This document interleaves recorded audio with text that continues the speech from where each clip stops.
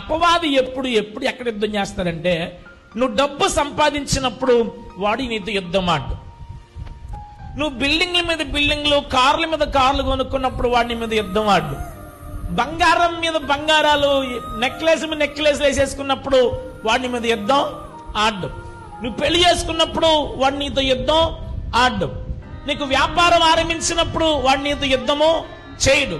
మరి ఎప్పుడు యుద్ధం చేస్తారంటే, ఐగుప్తుని విడిచిపెట్టి, ఐగుప్తుని విడిచిపెట్టి సాక్ష్యము బండలోను స్థిరపరచబడినప్పుడు, నీ సాక్ష్యము బండవలే స్థిరపరచబడుతున్నప్పుడు అపవాదిని డబ్బుకు భయపడ్డు, నీ ఆస్తికి భయపడ్డు, నీ సాక్ష్యానికి భయపడతాడు గనక ఎలాగైనా నీ సాక్ష్యాన్ని పడగొట్టడం కొరకు వాడు రెఫీదీము అనే సాక్ష్య బండలోకి వచ్చిన తర్వాత అమాలేకీలు అనబడిన అపవాది వారి మీద యుద్ధము చేశాడు. దేవునికి స్తోత్రం, హల్లెలూయా.